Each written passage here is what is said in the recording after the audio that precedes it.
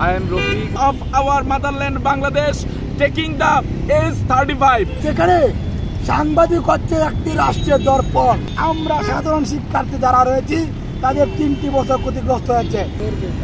I am Rafiq, studied from the University of Dhaka, and I am from Shariatpur to express our right and our just demand, that is the age limit of working into the workforce of any level job like government, non-government, semi-government, autonomous and other sorts of private organization space job. Dear Honorable Prime Minister, we are now starving until death, and our program started on 11th May at 10 p.m. After a long program, meeting and session and procession, and being tortured by the police, being arrested and being humiliated by the police, by the administration. Dear Honorable Prime Minister, I want to make you inform that we are now at the footstep of Raju sculpture. We are few in number, we are several in numbers, we are not more, we are not larger in number, but please, Honorable Prime Minister, dear Honorable Prime Minister, don't judge us with number or counting system, because we are human, we have difficulties, we have weakness, we have many problems.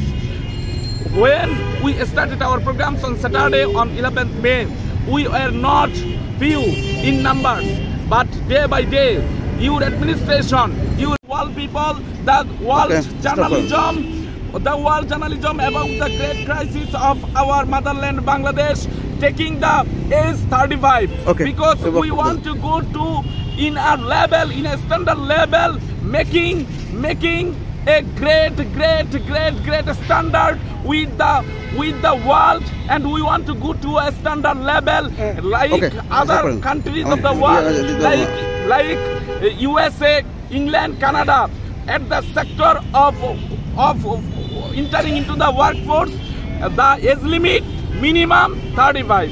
Thank you. Oh my God. তুলেছে কেন হাত তুললো? এই বিচার আমি জনগণের কাছে দিতে যাচ্ছি। প্রিয় ভাই বন্ধুগণ, যেখানে সাংবাদিক হচ্ছে একটি রাষ্ট্রের দর্পণ।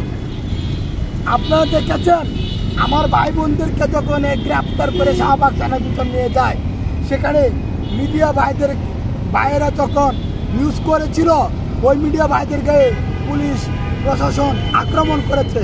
এটা কি তাদের অপরাধ নয়? অপরাধ শুধু আমাদের। আরে ভাই, আমরা কেন অপরাধ করব? আমরা রাজপথে থাকি, যদি এটা আমাদের ভুল হয়ে থাকে, 35 যদি আমাদের ভুল হয়ে থাকে। প্রথম ভুল করেছে 2012 সালে আমাদের সাবেক রাষ্ট্রপতি আব্দুল হামিদ স্যার। তিনি তো সংসদে বলেছিল চাকরিতে প্রবেশের বয়স বৃদ্ধি করা বাঞ্ছনীয়। এরপরে ভুল করেছে ওবায়দুল কাদের স্যার। তিনি বলেছিল আগামী বছর তোমাদের চাকরিতে আবেদনের বয়সটা বৃদ্ধি করে দেওয়া হবে, সামনে মাসে তোমাদের চাকরিতে প্রবেশের বয়স বৃদ্ধি করে দেওয়া হবে। এরপরে ভুল করেছে আওয়ামী লীগের নির্বাচন কমিটি পরিচালনা কমিটির ইশতেহার কমিটির সদস্যবৃন্দ, যারা ইশতেহারের 33 নং পৃষ্ঠায় স্পষ্ট করে বলেছিল কর্মদক্ষতা মেধা যাচাইয়ের মাধ্যমে চাকরিতে প্রবেশের বয়সটা বৃদ্ধি করা হবে। এরপরে ভুল করেছে আওয়ামী লীগের যোগ্য সাধারণ সম্পাদক জনাব মাহবুবুল আলম হানিফ স্যার।